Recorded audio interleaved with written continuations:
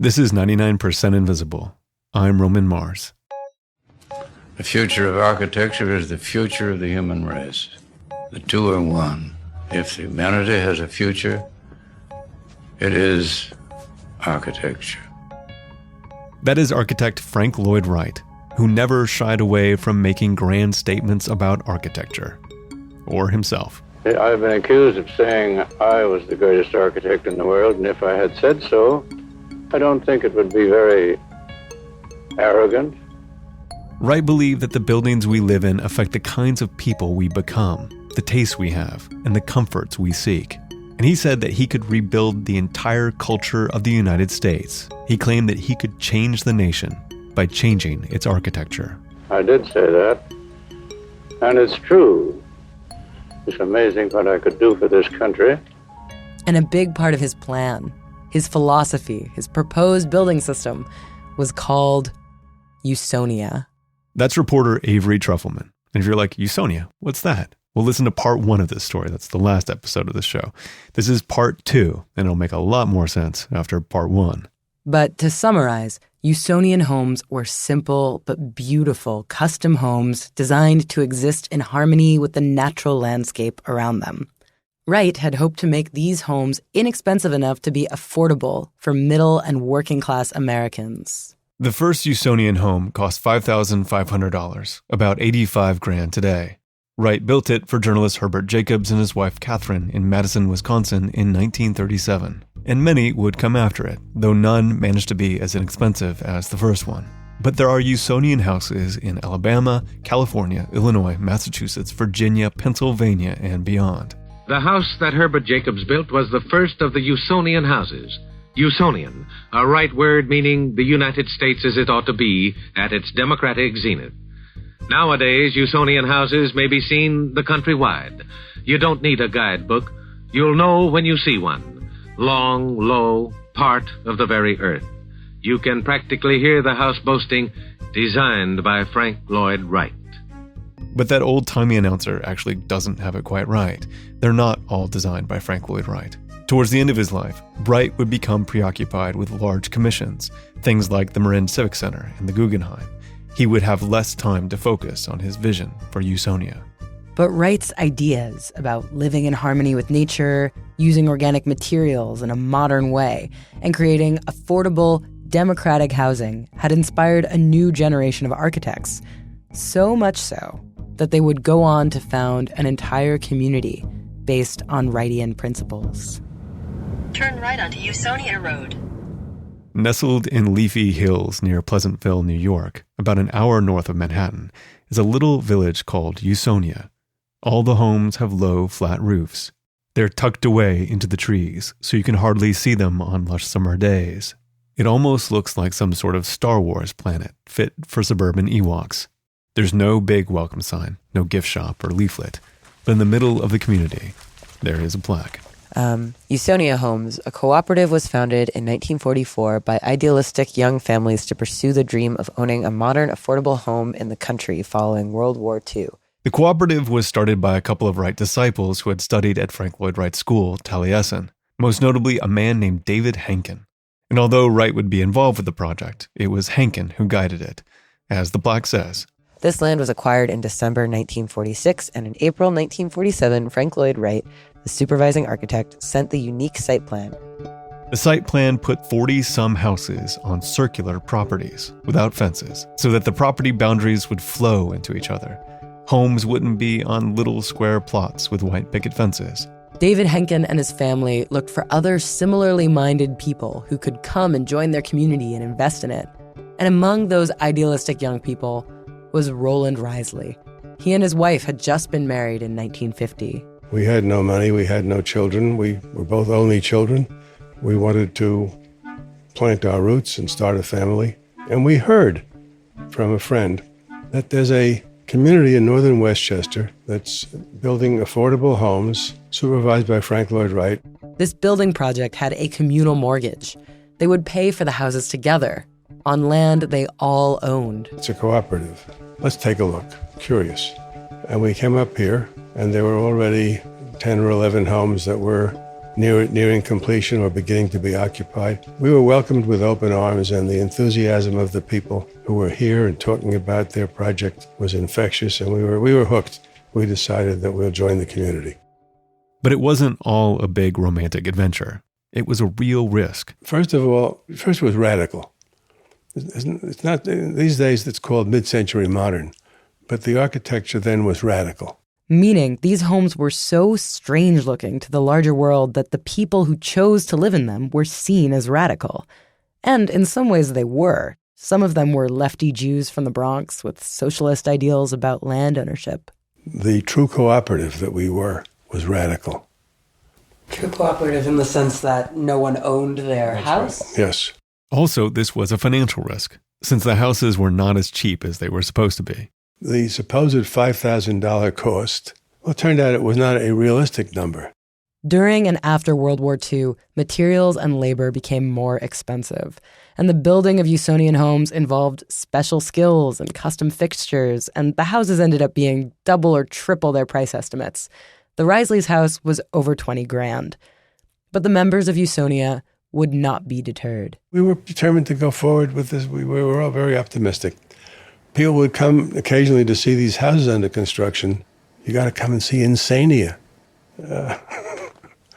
When Roland and his wife signed up for the community, they thought they'd work with one of the Taliesin graduates to design their house, not the master himself. We didn't dream of approaching Frank Lloyd Wright. I mean, really. Who would have thought of such a thing? But Frank Lloyd Wright did, in fact, want to design Roland's house. They met up in New York, and they exchanged letters and ideas about the plans, and Roland went out to see Wright at Taliesin. And he was a real person. You could talk to him. You could exchange a joke. I mean, people don't see him that way. But there it was. Roland was 26. Wright was 83. He said, "Come on, Roland, sit down. You're my client. I'm your architect. I'll redesign your house as many times as I have to until I've satisfied all of your needs. You have to speak up. If you don't, you'll take what you get." Roland's house would be one of 3 in Usonia, New York that Frank Lloyd Wright designed himself. About 5 years after the Risleys moved in, when Roland and his wife had kids, Frank Lloyd Wright added an extension to their house. In fact, Roland is the last living owner of a Frank Lloyd Wright Usonian home built specially for him. And he still lives in it.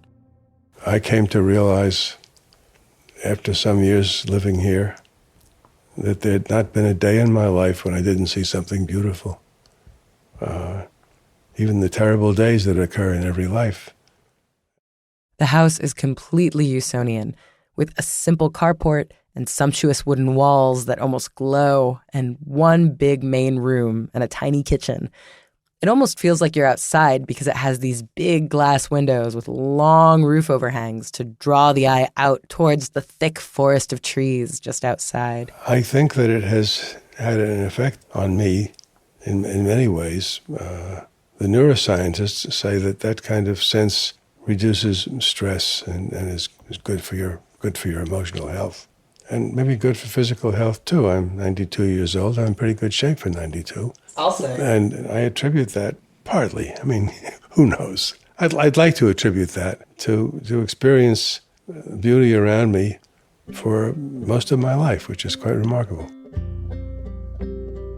As Roland sees it, Frank Lloyd Wright's idea that better architecture could create a better way of life has been entirely true. We could depend on each other if there was a problem or a need. The kids all knew all of the adults by their first name. I used to say that children growing up here had 50 aunts and uncles in Usonia. For the first 40 years of Usonia, New York, only 12 of the 48 houses changed hands. 6 of those to next generation members of the community. There were only 2 divorces. I used to joke they couldn't decide who'd get the house. But life started to move at different paces for people living in Usonia.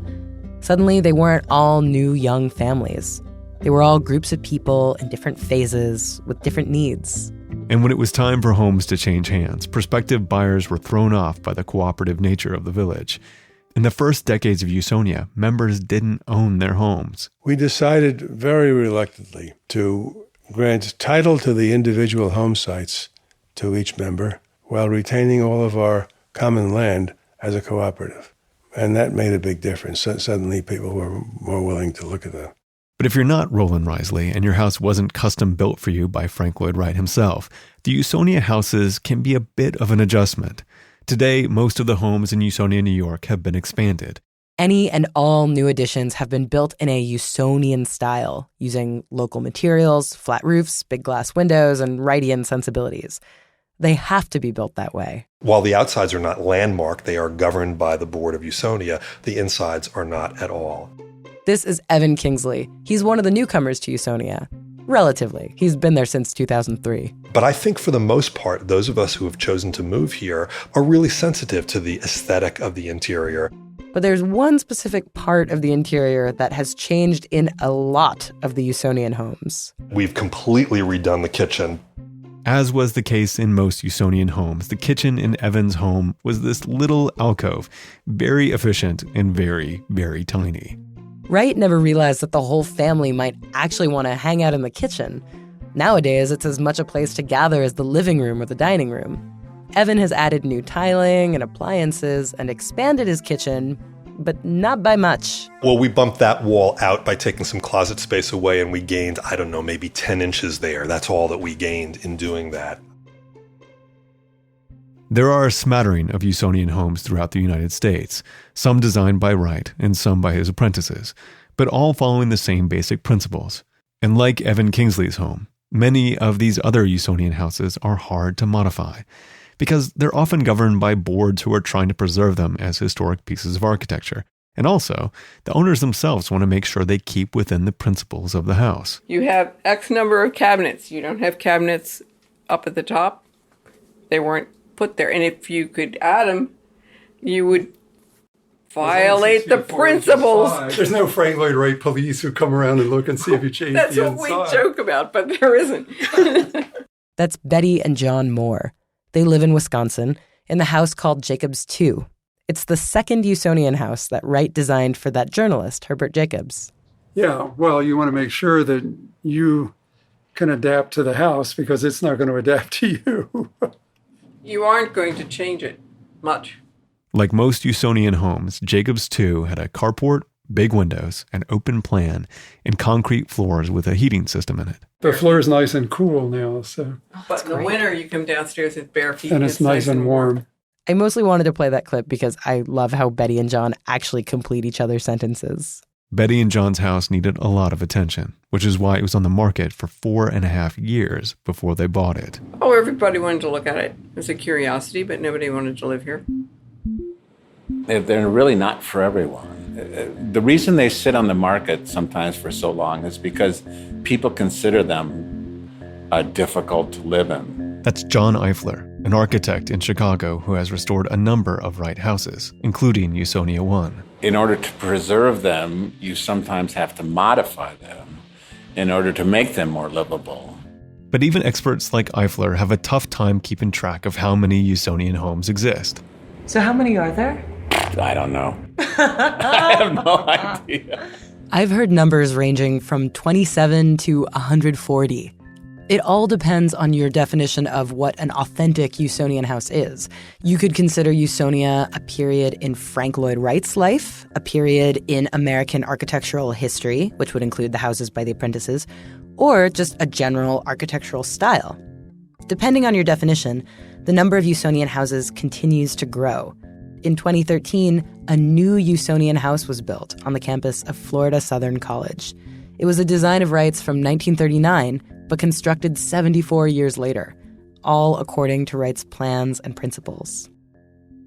Usonia certainly never came to pass in the way that Frank Lloyd Wright originally envisioned, with every American living in an affordable, custom home. And in fact, elements of the Usonian home have evolved into something else entirely. So it is kind of true that Usonia directly influenced the development of the ranch home. Oh, without a doubt. Yes, I think so. Ranch-style houses are all over the country, in nearly every suburb. They are horizontal, close to the ground, one story. They have an open floor plan with few walls, so it's not hard to see the similarities to Usonia. Although ranch homes are generally less inspired. They don't have the elegant details, and they're made with standard materials. Wright might not have been pleased the concepts of Usonia got absorbed into essentially the epitome of cookie-cutter suburban housing. But at least these houses really were affordable for the middle class, unlike all the Usonia houses after Usonia 1. After World War II, the American suburbs were full of ranch homes. There weren't that many variations after the war.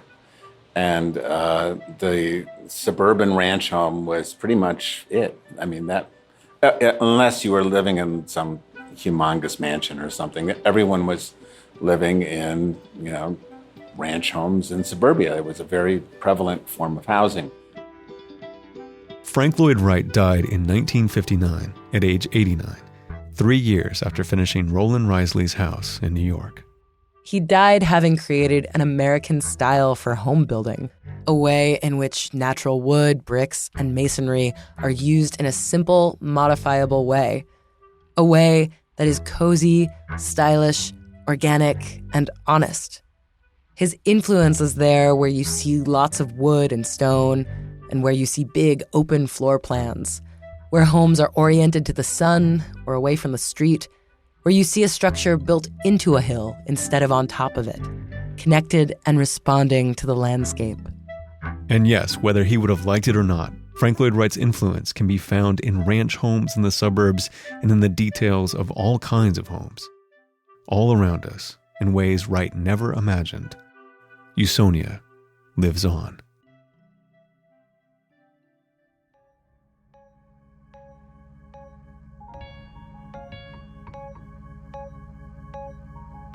"99% Invisible" was produced this week by Avery Trufelman, with Sharif Youssef, Delaney Hall, Emmett Fitzgerald, Sam Greenspan, and me, Roman Mars. Katie Mingle is our senior editor. Kurt Kolstead is our digital director. Taryn Mazza is our office manager. And Sean Real composed all original music for this episode. Special thanks this week to Jim Sharp, Sam Sharp, Ayal Podell, Josh Podell, Lloyd Trufelman, Allison Chernow, and Jim Dennis. We are a project of 91.7 KALW in San Francisco and produced on Radio Row in beautiful downtown Oakland, California. In 2016, the Kauffman Index of Entrepreneurial Activity reported that new businesses were being started at a rate of 550,000 per month. That is per month.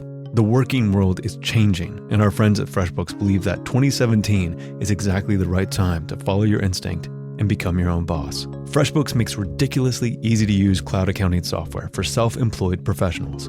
Although they've been a leader in this space for 13 years, it's not FreshBooks' tenure that makes them special. It's how much they love to innovate. Recently, FreshBooks rebuilt their platform from the ground up. Obsessed over creating software for exactly how freelancers work, FreshBooks have taken simplicity, mobility, and speed to an entirely new level. Send a branded invoice in under 30 seconds. Avoid awkward client chats by automating your late payment reminders and track every billable moment from your phone.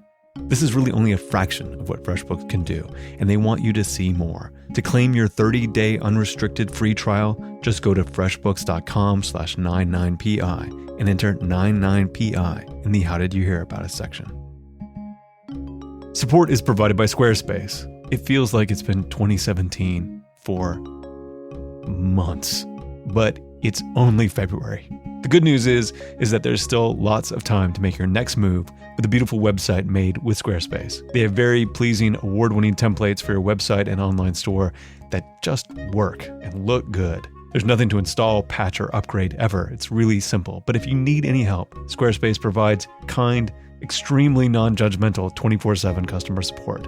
I'm telling you, those people in customer support are just the best. For a free trial and 10% off your first purchase, visit squarespace.com/invisible.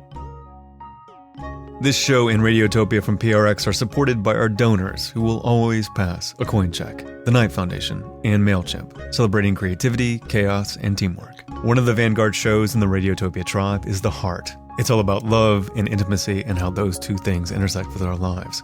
Right now, they're in the middle of a series about how femininity, that's right, intersects with masculinity. It's called Pansy. I love the idea of being able to, like on a hot summer's day, wear a skirt.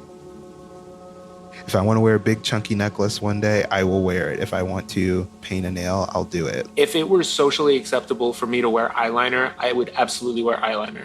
I just like the way it looks. Subscribe to The Heart and you can discover how bold and daring in both subject and form a podcast can be. Find it in all the Radiotopia shows at the new radiotopia.fm. You can find the show and join discussions about the show on Facebook. You can tweet at me at Roman Mars and the show at 99pi.org. We're on Instagram and Tumblr too. If you live in a Usonian home, we would love to hear from you. Contact us through any of the aforementioned social media channels, or you can always find us through our website, which right now has all kinds of extra Frank Lloyd Wright articles and good stuff going on at 99pi.org.